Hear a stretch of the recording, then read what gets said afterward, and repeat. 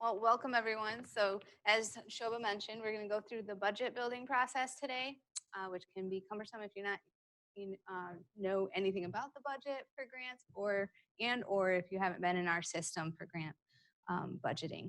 So we'll do our why does it matter, some tips, some resources and things we have on the Office of Sponsored Programs website and out with the BPRI.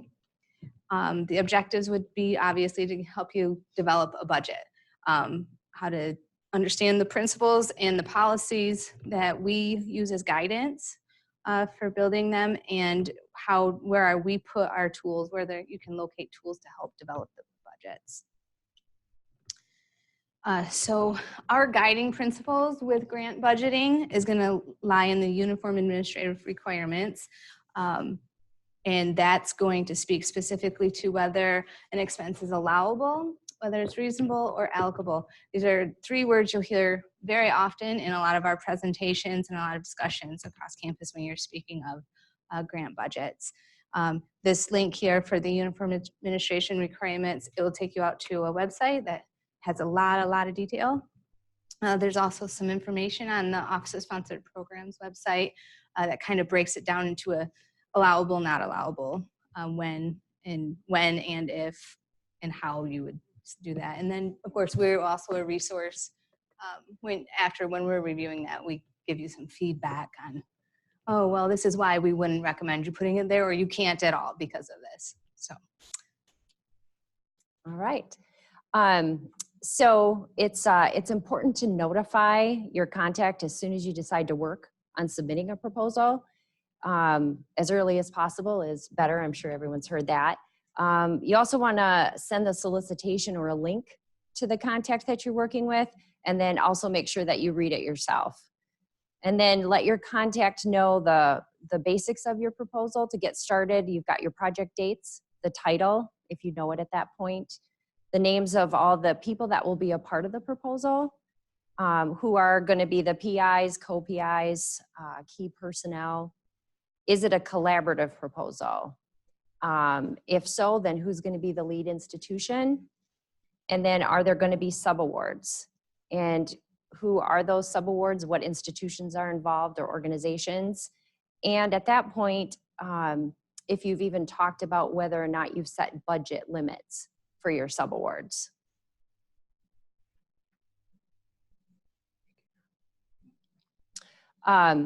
And then you also want to set deadlines for personnel documents to collect those.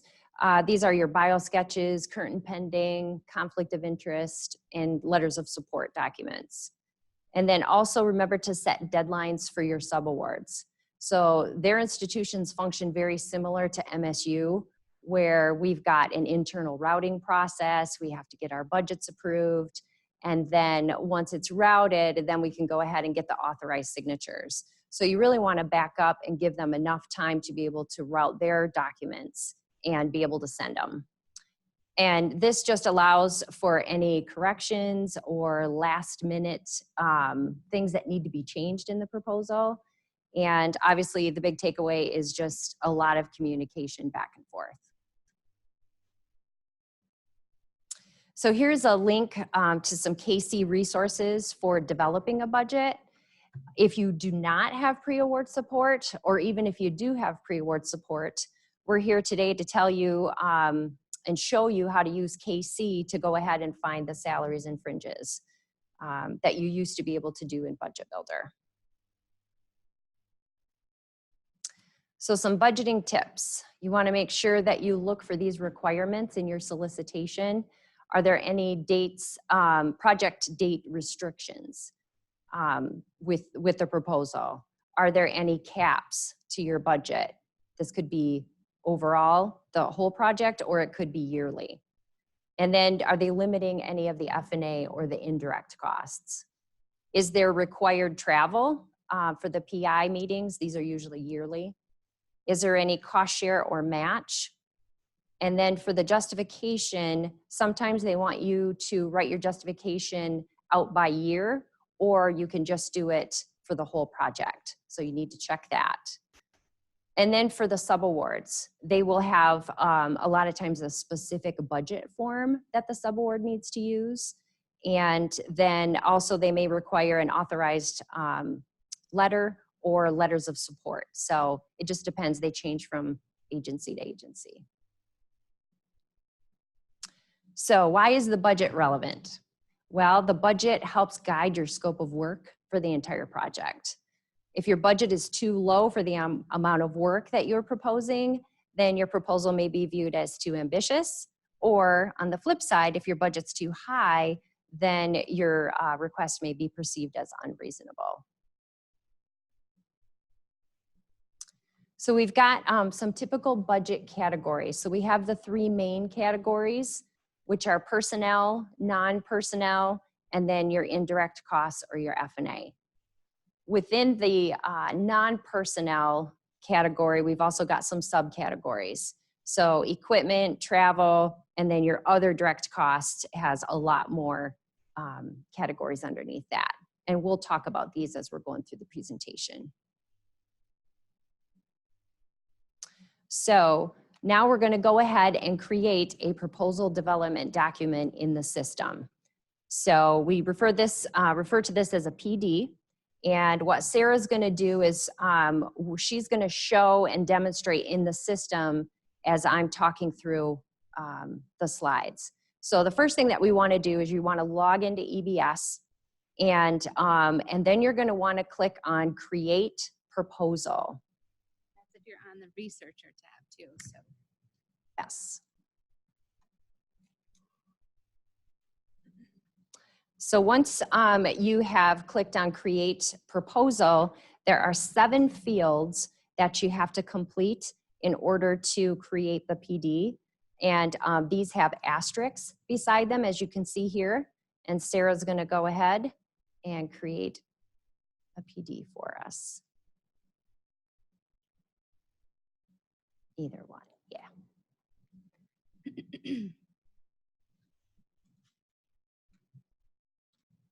So right now she's creating a research proposal, and she's filled in the proposal type, the lead unit, and then now she's just typing in a title. For you, this could be your inquiry or your test proposal, so you could just put that in as the title. This is my test proposal, and then you'll have that to refer back to. So when you need to add your sponsor, you can click this if you don't know the code, which you probably will not. You can search by acronym. So we have NSF, we have NIH, you can do NSA, NASA, there's a bunch of different ones. Or if you use asterisk around it, so if it's like US Department of Education, well, I know that it's US DEPT of Education. If you tried to put in like type out Department of Education, it wouldn't come up. So sometimes using an asterisk before like education and or something would, so if you, I can show you what I'm saying. So if I did like US, I know this is a, right, we all know Department of Education is a, it should not come up with any results, right? Oh, so sad. But I know that that's, if I put an asterisk there, it should come up with everything that has a education name in it. So, and that should be in here somewhere. US, where is it? Yep. DE. So in the same respect, if you know, like I said, NSF, USDA would come up this way too, but we'll put NSF and it will bring it up that way. If you ever get in there and you pull one in, then you can see what its acronym, if it has one assigned to it, would be. So we'll use NSF. So the asterisks are used in a lot of different fields when you're doing searches in KC. So just remember that if you know that that it's in there, just use the asterisks and then you'll usually have more to choose from. So then now we're going to enter our project start and end dates.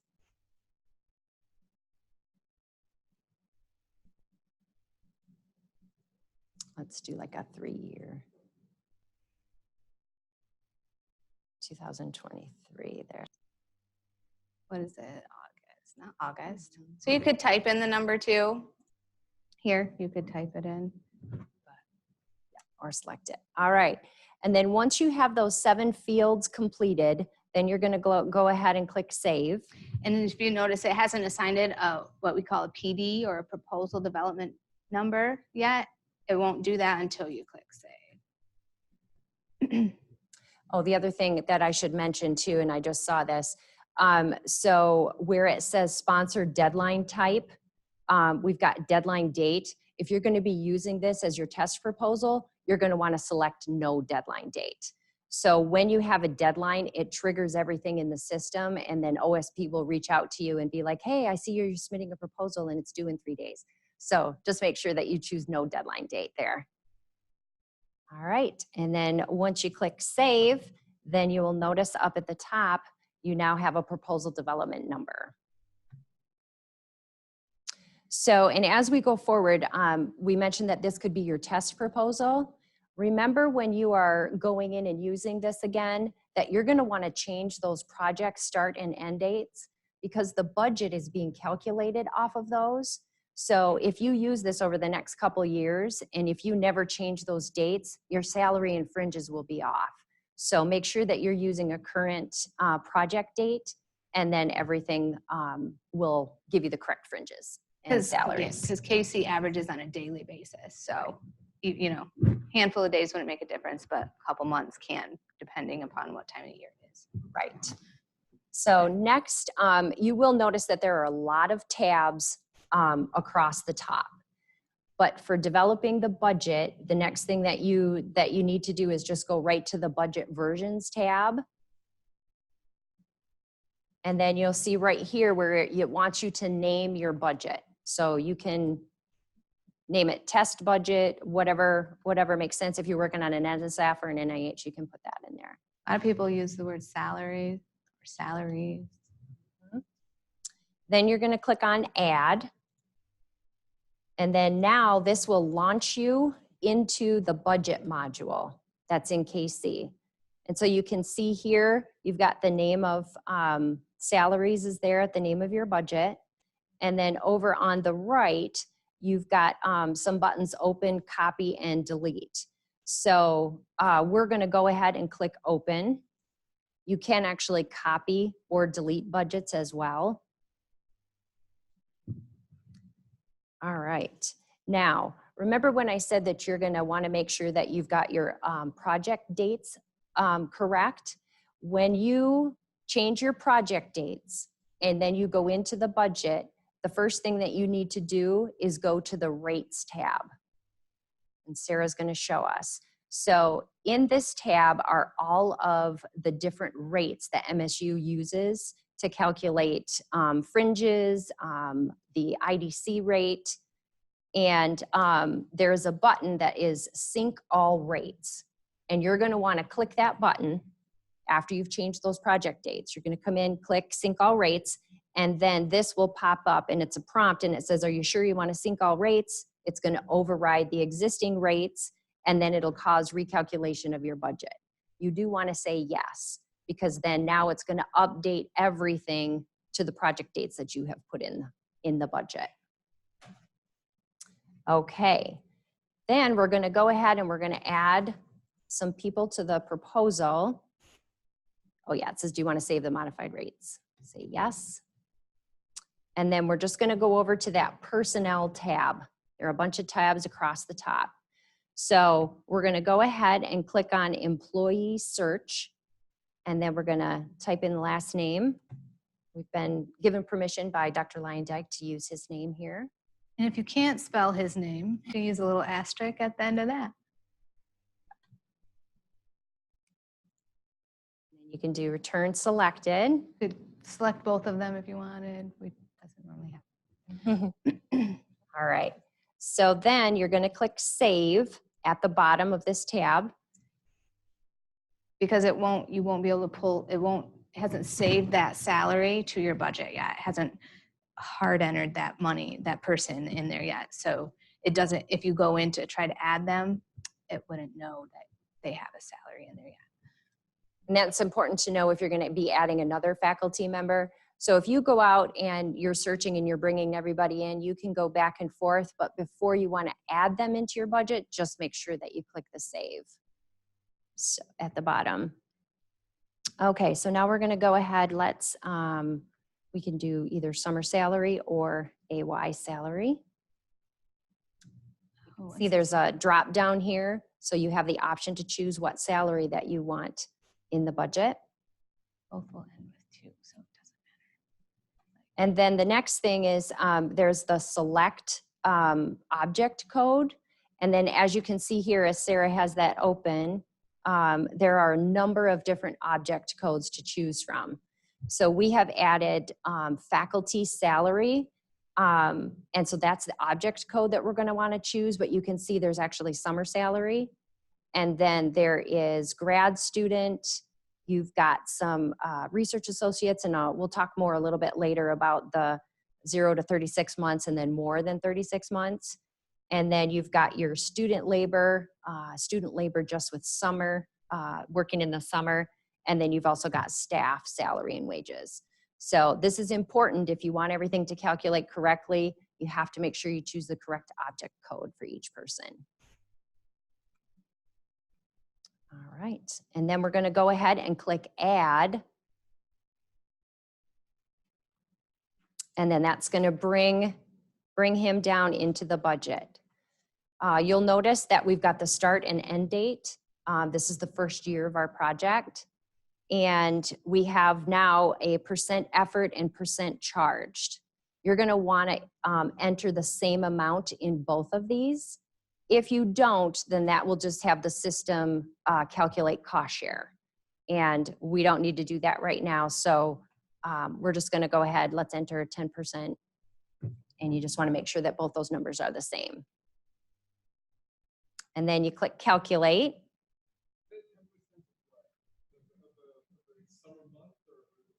Of his 9-month. 9 month. Yep. Yeah. Yep. 10%. Right. Mm-hmm. Yep. Yes. So the question was asked whether or not this was 10% of AY salary or summer. And since we've only pulled in the AY, it's only 10% of the AY portion of the salary. Yep. And if you wanted summary salary as well, then we would go back up and then choose summer and then choose the correct object code, bring that person in. And then you could do 5% or 20% or whatever you wanted of summer. And it would only be the 20% of the summer salary.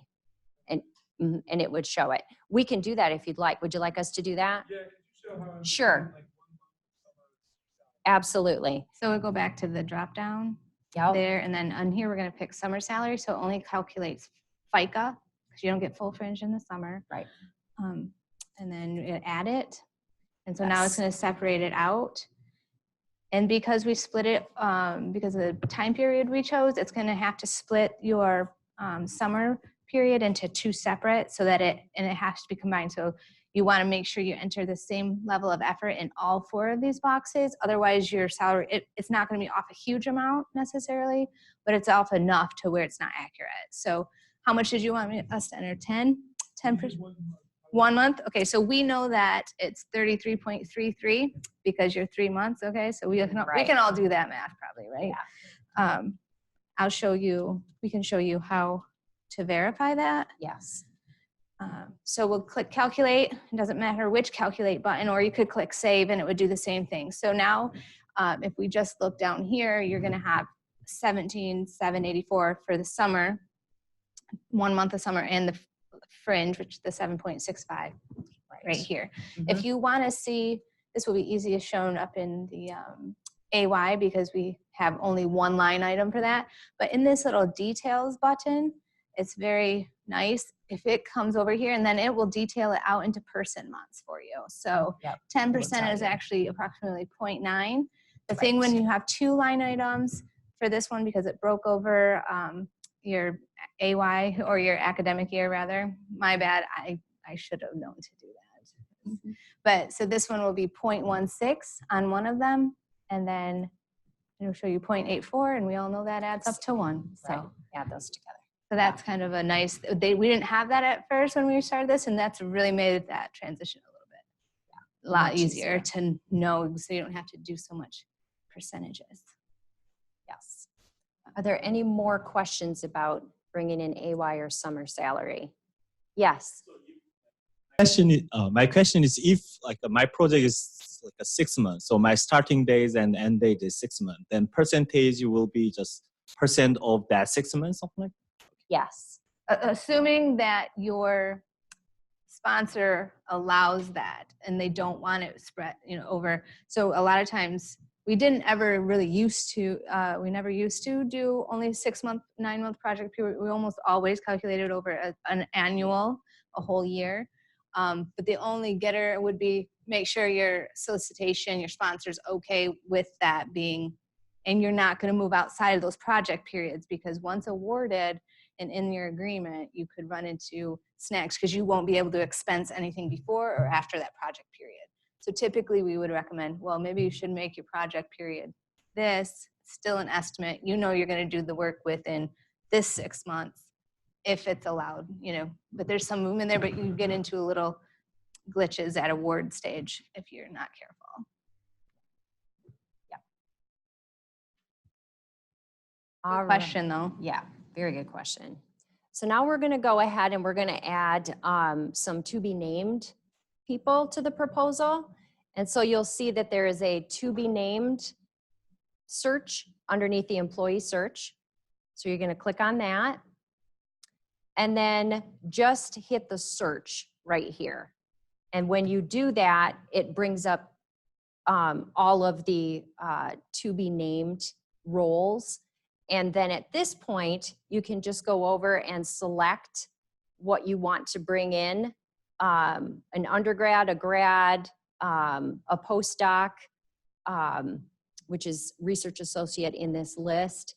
And if you wanted to bring in 2 graduate students, unfortunately, you would have to select that and then go back out and then go back in again and select another grad student. But if you wanted to select one of each of these, you could do it right now and they would all pull in. So yeah, let's bring in a postdoc and we can do grad student as well.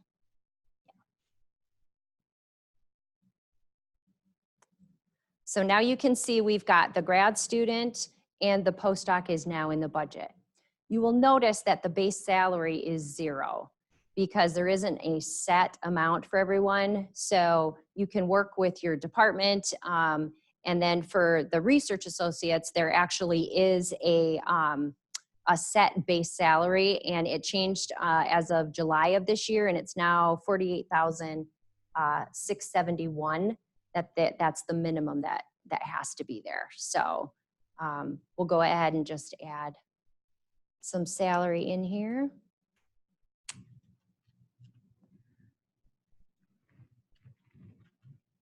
There we go.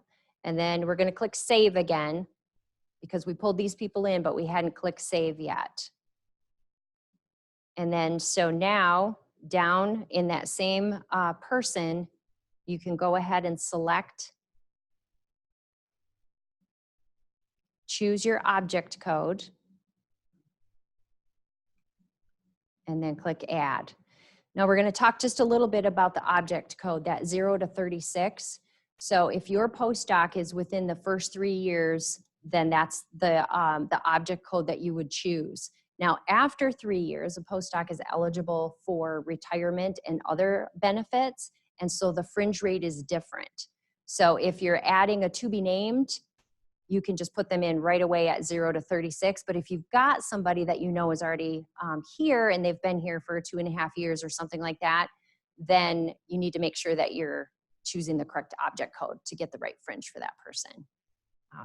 Or if your project was over 4 years, Yeah. and you weren't starting someone new in year 4 or something, which Right. happens, but you would want to change it in year 4 for years Yeah. 4 and beyond to Right. be that. Because the fringe rate would be higher. So that's why it's got those 2 different object codes there. And it's 10% because that's what our retirement, what we average over. Yep. So, and then we just need to make sure that we've got our percent effort and charged entered. Hit the calculate button, And then it brings in the salary and the fringe. Do you want to bring the grad student in too? So now we'll go ahead and add the grad student.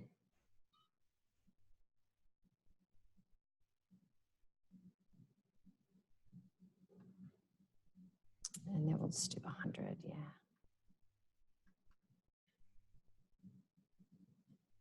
And then calculate.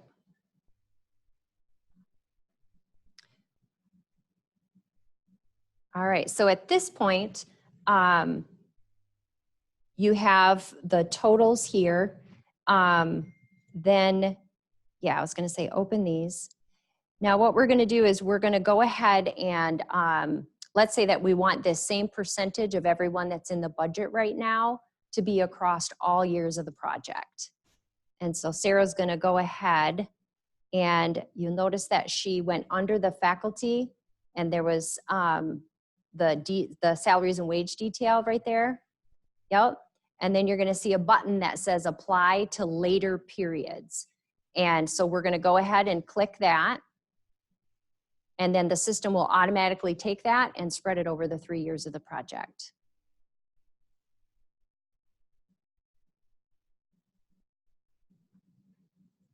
So she's gonna do the same thing in each person that's in the proposal.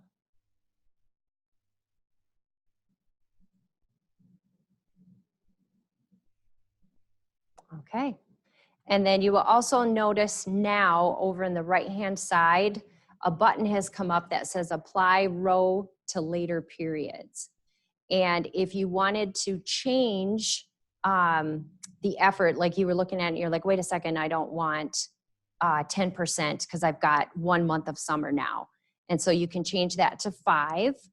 And then if you click apply row to later periods, it now will change all the other years to 5% for you. If you want to verify, you can always go up here and look at a drop down, but that has streamlined not having to go between, yeah, budget periods. All right. Yeah, so just gonna show, we're gonna just go out to the slides here real quick. And so we've got some links here for you to, if you're looking for different support staff salaries and that, there are links here that will take you directly there if you need those as a resource. And then we've also have the resources for the grad students and the tuition and fees, the very bottom one, there's a link and that will take you into OSP's website. And when you click on this link at the bottom, you'll see fringe benefits. And then just go ahead and scroll down to that. And Sarah's going to show us. Thank you. And then there is the grad summary chart. And she's going to click on that. And then you will see here, this is how you can calculate your fringes or your tuition and fees then for the grad students. The system does the health for you, Casey does, but you would have to calculate the tuition yourself. Right. And engineering grad students have a different rate. So. Shobha has a question? Yes. When you're calculating the grad salaries and tuition, I think in the salaries budget, it calculates the health costs directly, right? Yes. Yes. Yep. So you only have to, when the non-personnel side, when you go, you only put the tuition aspect of it. Correct. Yep. The tuition and fees.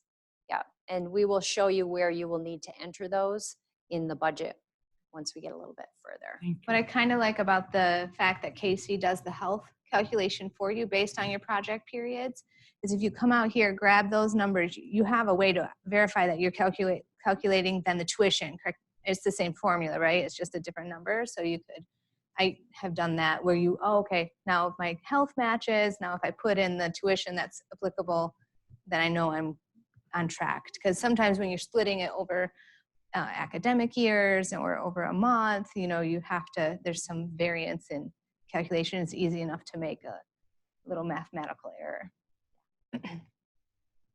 Any questions? Is there any questions on the personnel section at all? We had a question from online. Could you tell us a little bit more about pre-award support and what that job function is? What the job function is of a pre-award support Yep. person? Okay, so I work in the College of Ag and Natural Resources as a pre-award support person. And for faculty that are in our college, they can reach out to us and we will go ahead and provide them what we like to call full service pre-award support. So we'll do a checklist for them and a calendar of when everything is due. And we will do their budget for them. We will help with their personnel documents, not creating them, but we'll double check those to make sure that we've got the correct font, the margins, if they're supposed to be page numbers or not. We do that with all the documents that are part of the proposal. And then we will work with any subawards as well. Some faculty want to have direct contact with the subawards and for everything to flow through them to us. Others are like, here you go ahead, work with them and make sure that the budget matches what I told them their budget should be. And then we'll work with their pre-award support person at their institution, get everything that we need from them as far as all the authorized signed documents, their budget, their justification, all of that. And then we will go ahead and upload everything into KC, or if we're doing an NSF, we'll upload it into Fastlane for them. And then we go ahead and route it and then work with OSP to get everything approved and submitted. So, all right. All right, so now we're going to look at the non-personnel budget categories. And the first one is equipment. The definition of equipment is an item costing at least $5,000 with a useful life of more than 1 year. This can be fabricated equipment that all comes together as one, as long as it's over $5,000. And F&A or indirect costs are not charged on equipment in this category. Now, if the item is less than $5,000, then that needs to be budgeted in the materials and supplies. Travel. So first we're going to talk about domestic travel. So look for any required travel in your solicitation. Like I mentioned earlier, there's a lot of them that have to, that require a yearly PI meeting with the agency. And then any other travel that you are doing, make sure that you're as detailed as possible in your budget justification. So the agencies want to know an estimate of airfare, per diem, lodging, car rental, all the items that are listed here. They would also like to know the number of people that are traveling. If you know where the conference is, you can list that. If not, then you can just say we've got X number of people and we're estimating that it'll be approximately 4 days of travel. So, but this is one thing that we get back frequently is that the agencies want more detail in travel. They want to make sure you thought through and looked at everything rather than just picking a number. So, and Sarah's going to take us to the MSU travel website, and we're going to look at how you figure out your per diem and some lodging. So she's taking us out here to travel at state. And this is under the getting reimbursed drop down. I don't know why it's not dropping down, but she wants me to click this. Yeah. All right. Where are we traveling to? How about say? So It's here's very where you expensive. can select a state and go ahead and select that. You can also choose a city or just do the state. So then we're going to click on find rates. And then it will pop up and you'll notice here that we've got the months across the top and then it's giving you the average hotel rate. And then down below, it's got your meals and incidentals or your per diem. So it has a section here for first and last day of travel. And recently MSU changed their policy with our new travel system and other things to also, we follow the government. now more in line with what they do. And they do 75% no matter what time you're traveling on that day on the first and last day. And that's actually what this is already, but that is new policy to MSU. Travel department used to calculate and deny or not denied based on, was it 6:00 p.m.? Did you have to be there? But this, there was like quarter day type thing. So this actually makes their job a little less strenuous and hopefully gets our travel approved. It's easier for them to approve and do quicker because they get bogged down sometimes. So this is a great resource if you're trying to get an estimate for your budget. All right. Yes, sir. Do you have a recommendation for where to find estimated airfares, or should we just look through Google Flights and then even 4 years out? That's the. Well, I'm assuming that Concur would be your Yeah. I'm thinking because we can. So something that's also this change.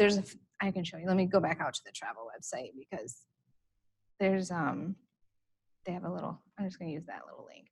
They have these new travel policies. The manual business procedures has a bunch of stuff in there too, but there's some actual really good stuff in this new policy. And some does, I believe there is some reference to the airfare in here because comparative quotes and such have to be provided at the time of the booking. So before we could send it to them after we traveled, we would be like, oh, well, I traveled an extra day, but it would have been more expensive if I had come down and come back home on the day you wanted me to. But I stayed and met with my grandpa, so I came back the next day, but it was cheaper, so I saved you money. But they want those at the beginning now. So I would say because Concur used to be able to, they will give us quotes based on previous data, future data. So I'm assuming that they would probably be your best resource because they were able to give us that kind of information in the past. I don't know if anyone's been out on the travel site. It's changed quite substantially over the last couple months.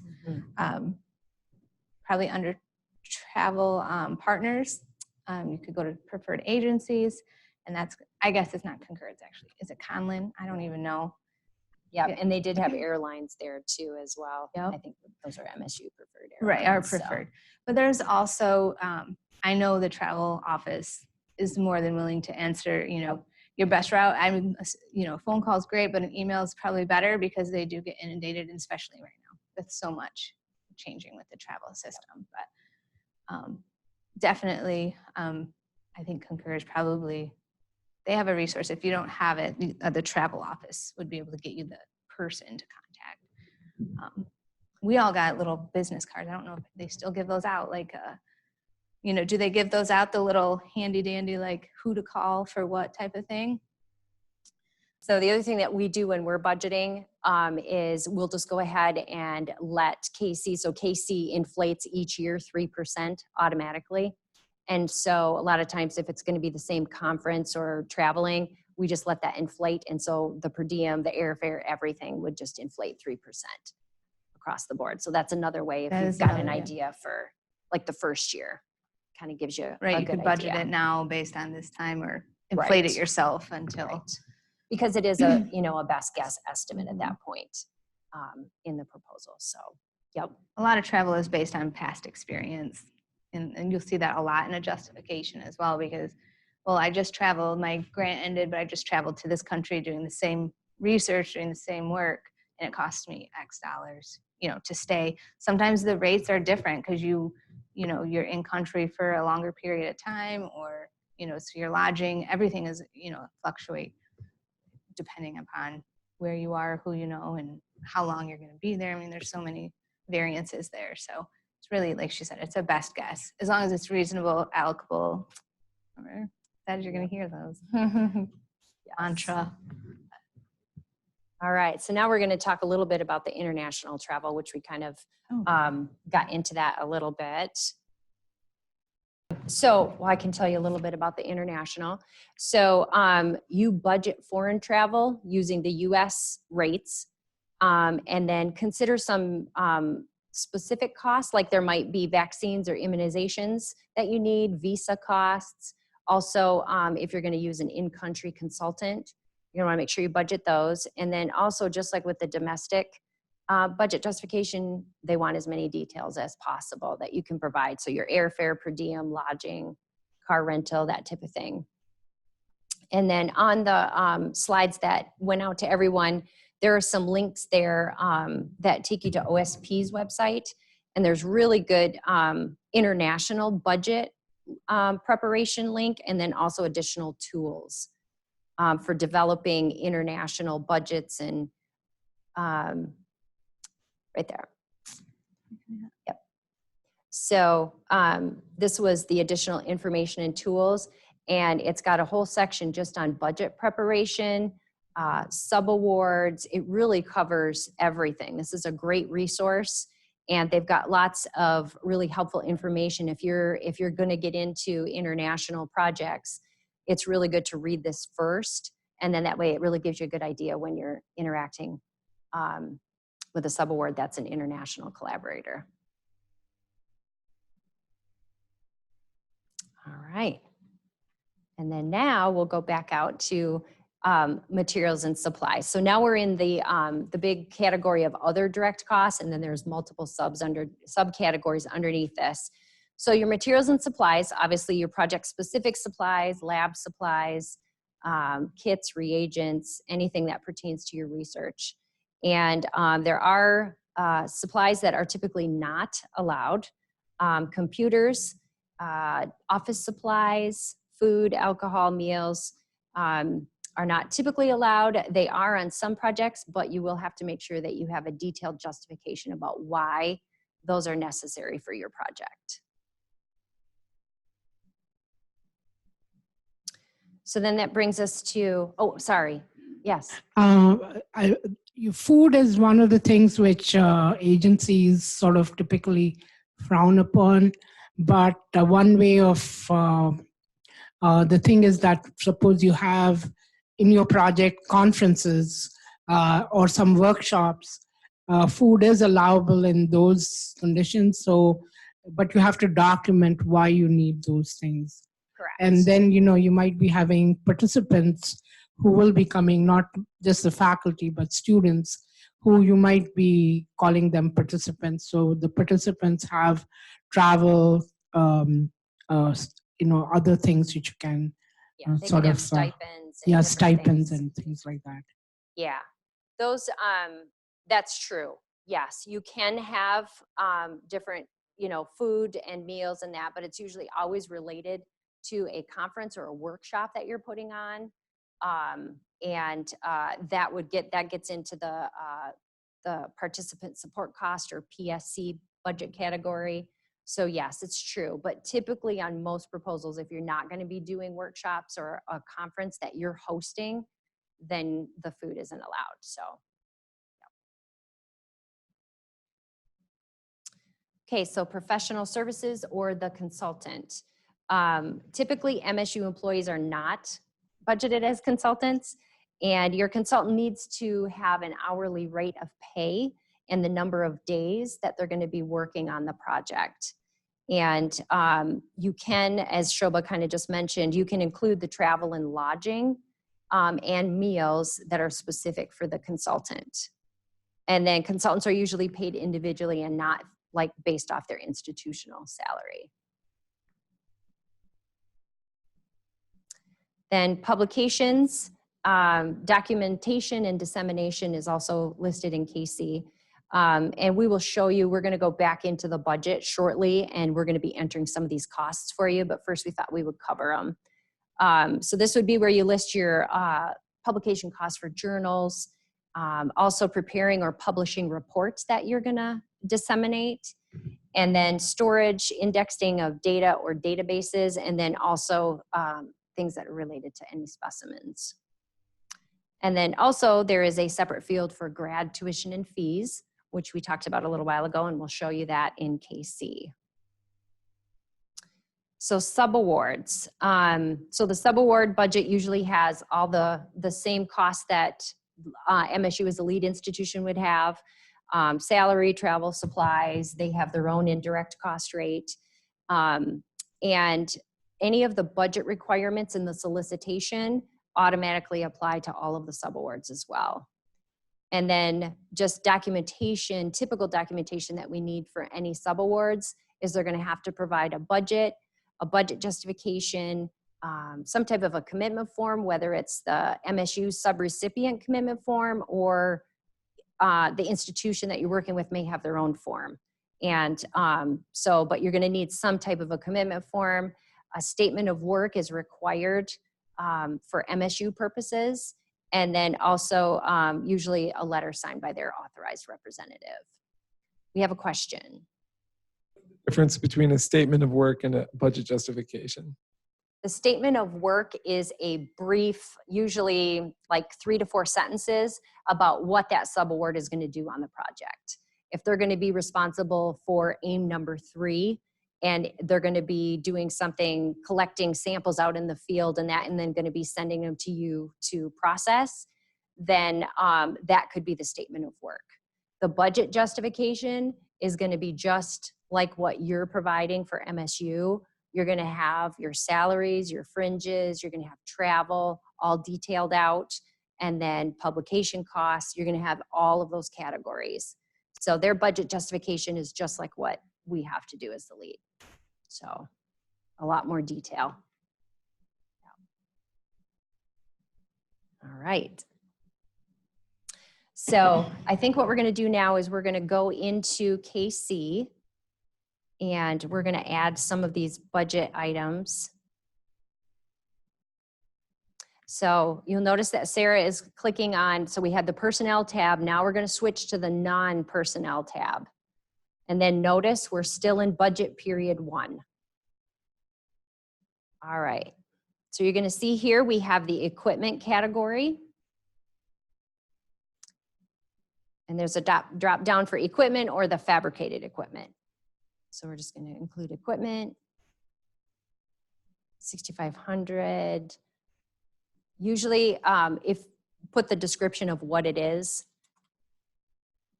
Fancy microscope. There we go. All right, that works. So we'll add that, same as on the personnel tab. And now we're going to go into the travel.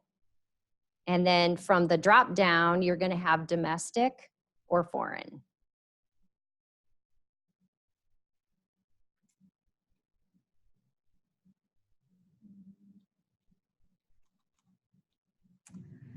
All right, so then we're going to go ahead and click add.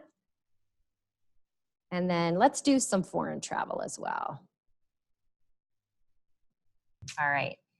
We're not going to add anything into the participant support category, but we can open that for you and show you. It's got the number of participants up in the upper left there. And so you would want to enter, like if you know you're going to do a conference and have approximately 12 people or something like that, you would add that there. And then Sarah's going to show us in the object code.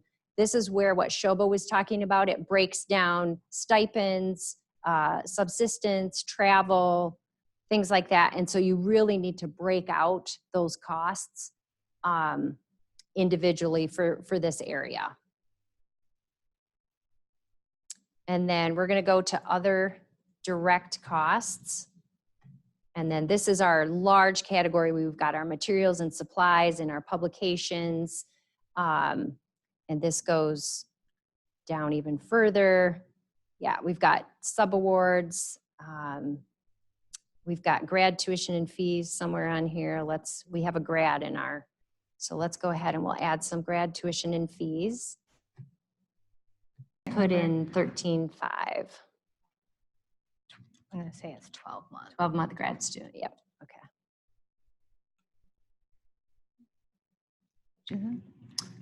We're going to just do, yeah, we'll just choose that number. It's not correct, don't use this. And then we're going to go ahead and click add.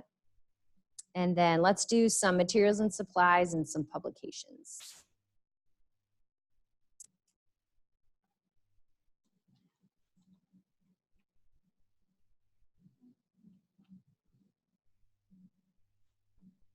Add that. And I think lastly, we'll just do some publications.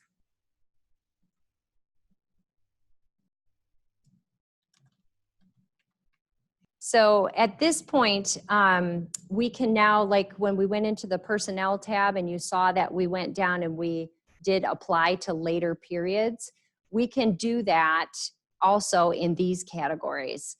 So it's got the line item detail, and then you'll see down at the bottom, it's got apply to later periods. So for this demonstration, I think we're gonna go in and we'll just do that for each line item, especially because I wanna show you something that's new from last year, which is the summary tab. And that is been a great addition to KC.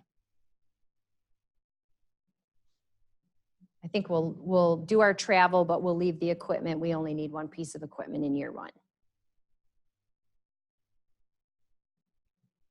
Okay, we're gonna click save, and then now we are going to go out to the summary tab. So back across the top.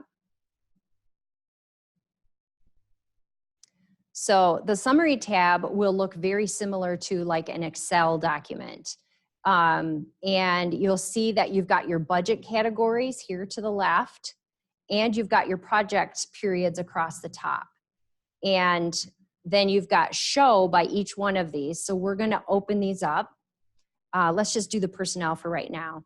So go ahead and open the grad student and everyone else here. So now you can see the percent effort and percent charged. And remember, we did this for all years of the project. Here is where you can change. Like if you find like, oh, I'm way over budget, I need to cut back in year 2 or year 3, you can go in and change the effort. So let's change the effort like in year 2 or 3, just to show them what we can do with this. So we'll do 2% there. And 4.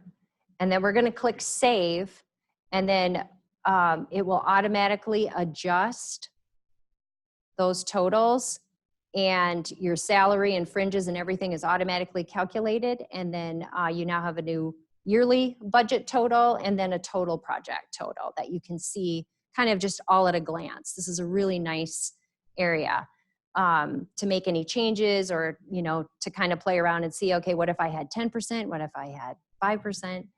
And then in the non-personnel category, we can do the same thing. Now, the catch to this is if you have not entered like your travel in year 4 or year 3, it's not going to show up here, and so you can't add it from here. You have to go back into year 3 of the budget, go down to the travel, select it, and add it.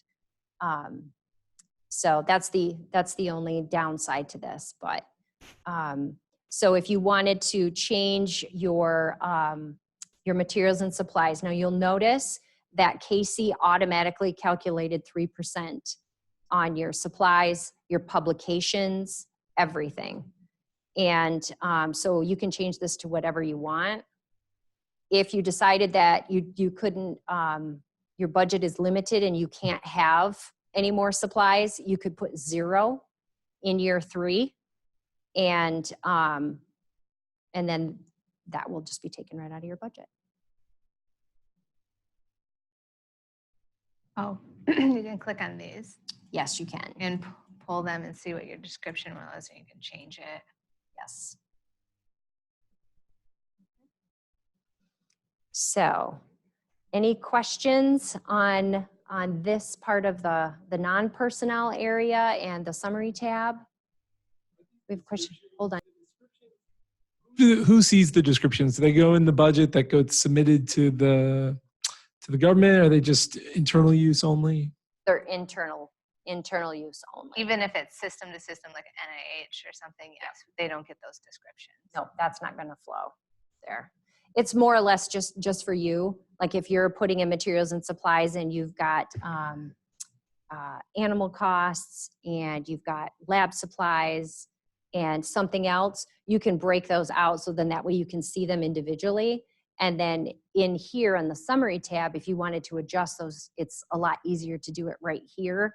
So that's why we wanted to make sure that we showed everyone the summary tab, because this has been a really great feature that that they added to KC. So, And also from an OSP perspective, when we're tying the justification back to the budget, because that we do when we review them, that's helpful to make sure, because I literally just found one last week. They're like, oh, that wasn't supposed to be in there anymore, like delete, because it was in one spot, but it wasn't in the other. So it's kind of helpful to like try to match if something's off a little.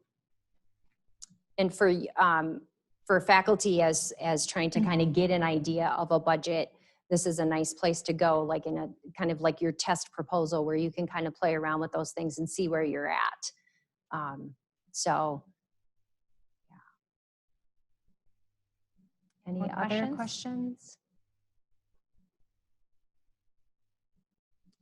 Questions? Okay.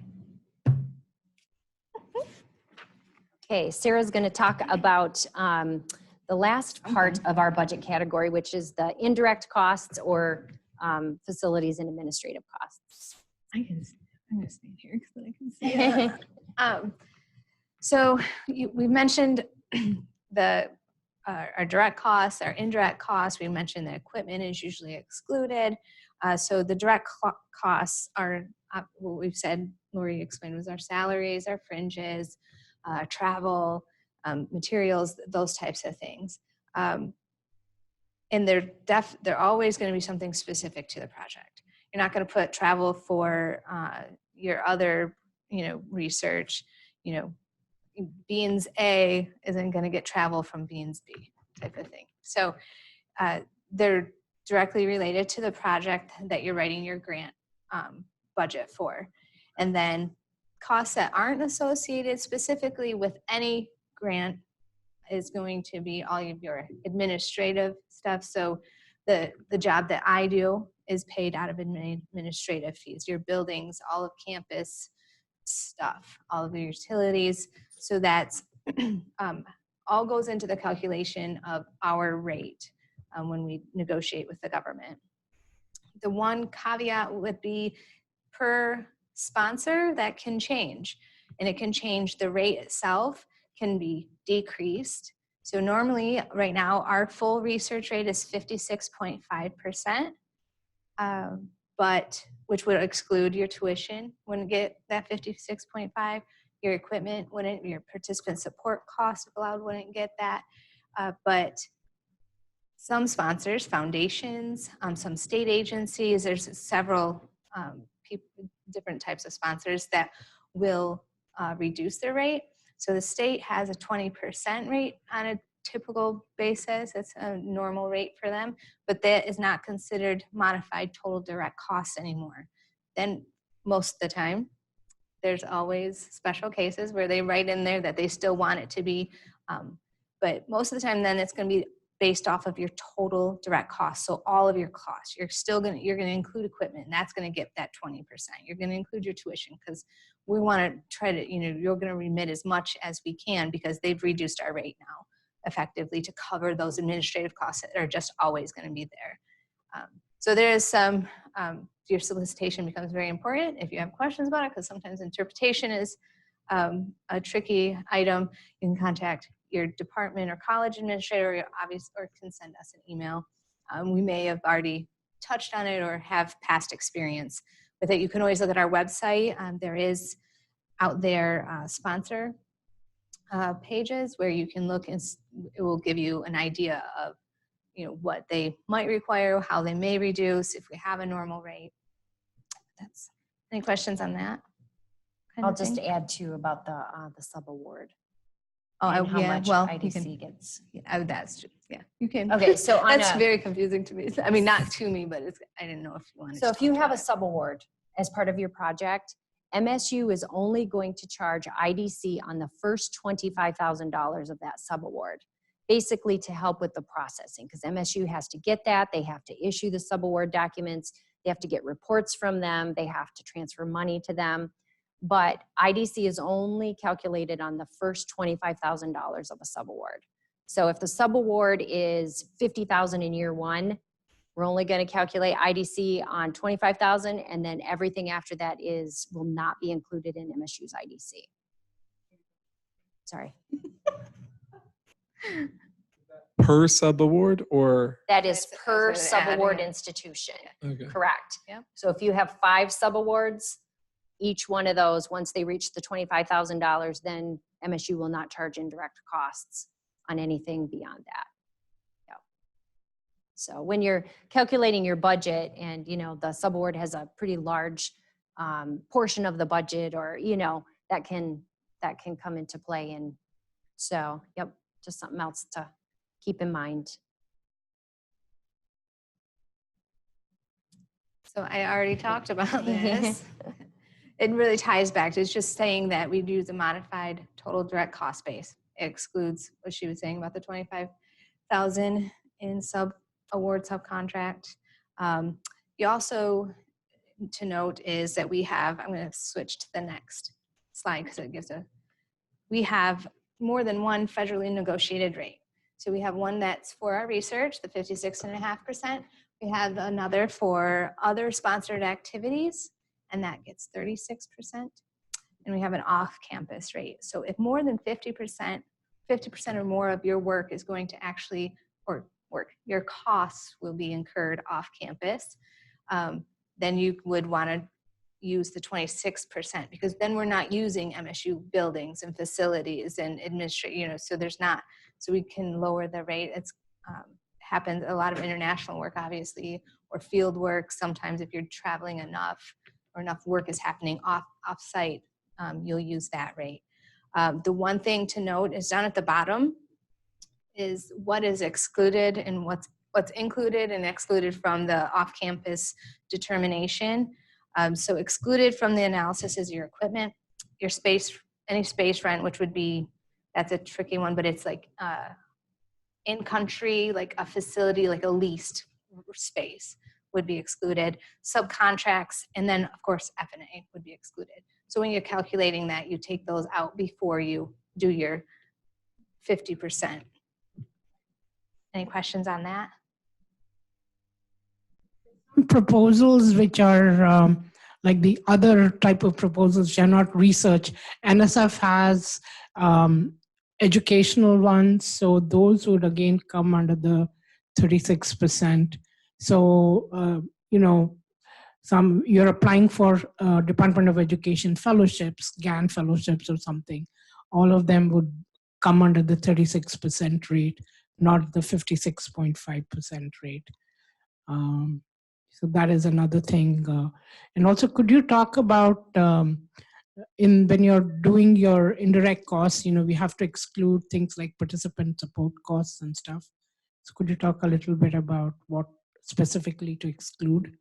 So on the previous slide is like I said, we had to exclude the graduate student tuition, equipment, participant support costs, the subcontracts over 25,000, and then there's a handful of other ones that don't normally come into play, like the space rent when in off-site in an in-country office.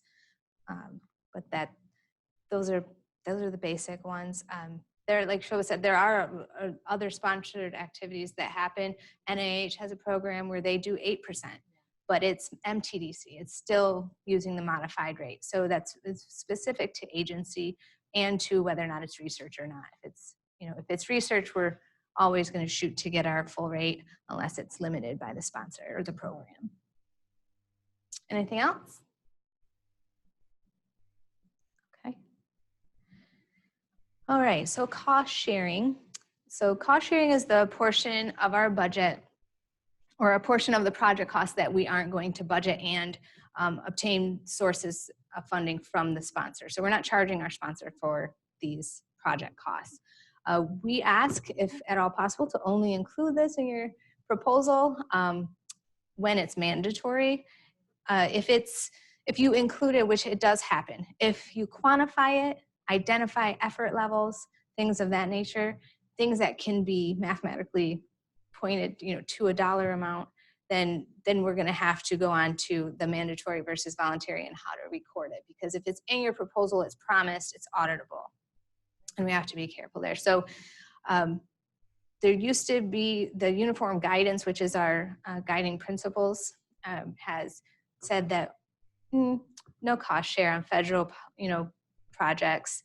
So you don't typically say, it will still say, you don't require it. It's not, you don't have to. Some still even put in though, like, you'll be looked down upon very kindly if it is, which, you know, kind of I think a lot of that stinky is- because it's not mandatory. But then if you don't, you know, are you going to get that funding? Are you going to get awarded? So then the difference between mandatory and voluntary would be if in the solicitation, it says we have to match for every source of funding from the sponsor, we require as the sponsor, you to match us 10%.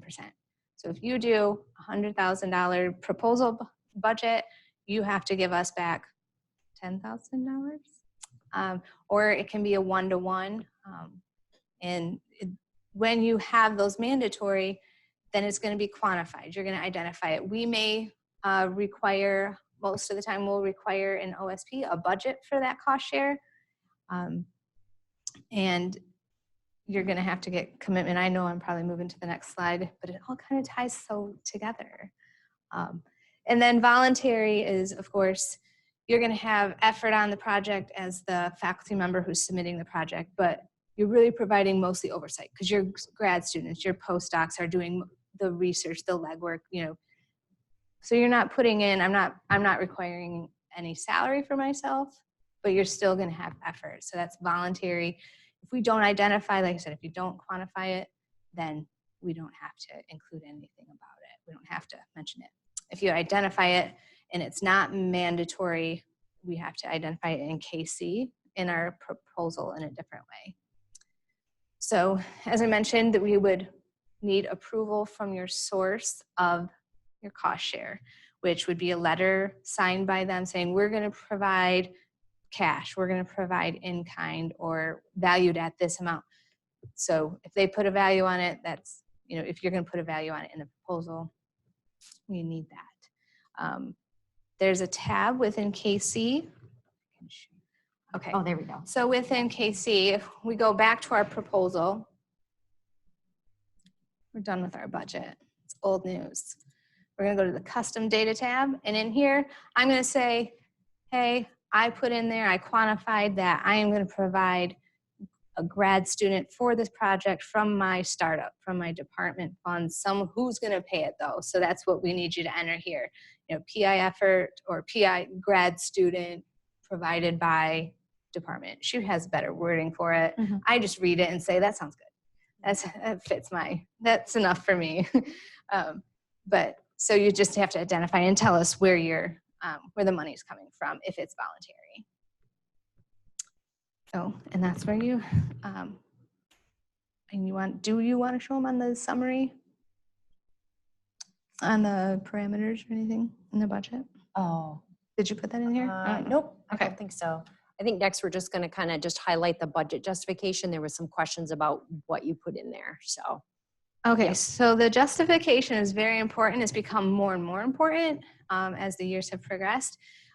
Sponsors have come back more and more over the last, especially I'd say the last 2 years, asking for a lot more detail.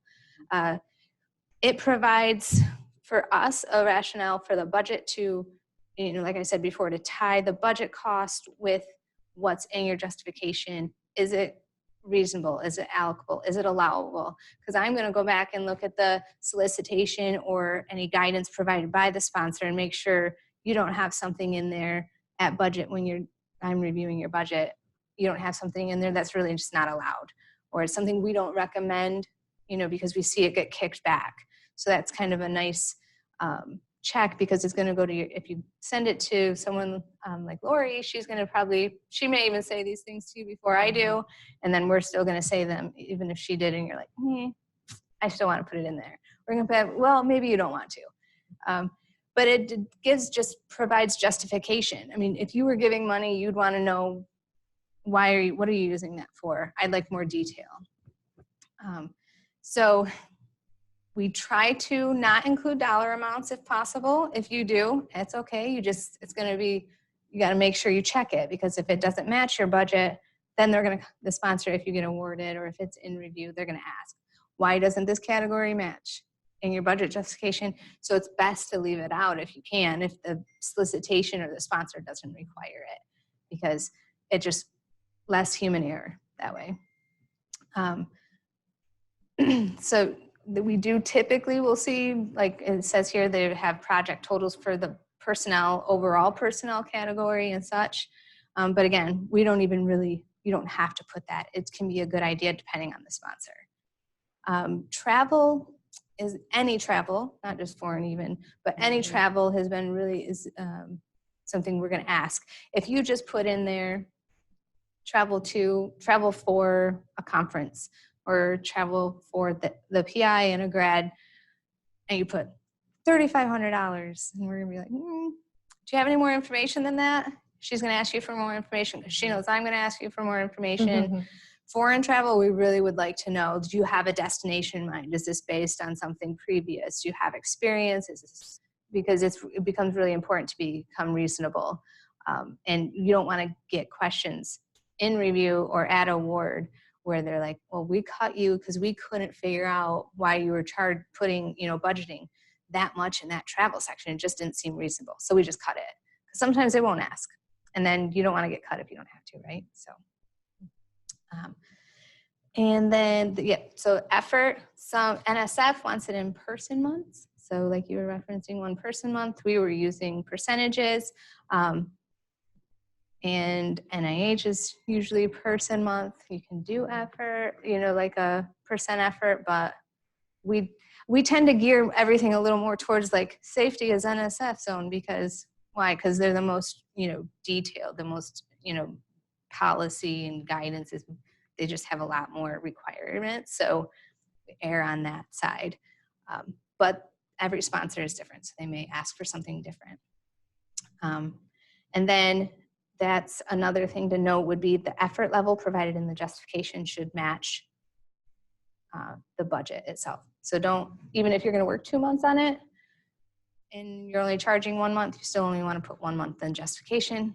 If you put 2 months, what are we doing? We're committing cost share, right? Because then we've quantified it because now we have something, we even gave them a number because we already gave them what 1 month is going to cost. So we're going to be careful there. We don't want to put it in there if it's not required. So any questions on the justification and types of categories you would want? Equipment's another one. If you have a large piece of equipment, we're going to want, hey, do you have a quote? Because where did you get that number? Because a lot of the scientific instruments and things, you can Google it, but it doesn't always come up with a price because a lot of them are built specific or, they're these larger dollar amounts. And typically, you have some source of guidance on the price. Whether if you don't have a quote, most of the time that's okay. There's a couple agencies that require it over a certain price threshold, but anything else as far as participant support costs? Gotta be really careful when you're justifying that because that's another one we like to pick apart because there's no IDC. So anything that the indirect cost isn't calculated on, if you budget it and you just, we want to make sure it's right because if that is wrong, when it comes back and they're like, really, that's a direct cost and that's not excluded from indirect cost. Well, now you're taking away from your other categories because now your indirect cost is going to go up because you have not excluded something. So then you kind of tip the scales not in your favor. So justification has been really important in the last couple years. NSF increased their page limit to 5. Was it 3? So that's substantial, really, because 2 extra pages is a lot. Any questions? So like Lori said, you just want to make sure when you get, when you have an idea for, I see the solicitation and I want to apply for it, contact whoever it is you're going to work with. If you don't have someone and you're going to build the whole thing yourself, contact OSP, create that proposal development document, grab that number, send it to us, let us know, hey, this is what I'm thinking, here's the solicitation, I'll be in touch. It's just giving us a heads up so it's on our calendar. So when we're doing our workflow, we'll follow up. Like she said, if it's got a deadline, we're going to be like, hey, you mentioned this, 3 weeks ago, but now I haven't heard from you. So do you need help? Is there anything we can do? Again, our allowable, reasonable, allocable, it's the most important things here. solicitations, and then, is it a direct and indirect, and what to apply indirect costs to, restrictions on cost sharing or requirements for cost sharing, and then again, justification, as detailed as possible, is better for everyone because it protects you and it makes the reviewers' jobs a lot easier at the agencies. Any questions? All right, well, thank you very much. We appreciate your Thank everybody. attendance.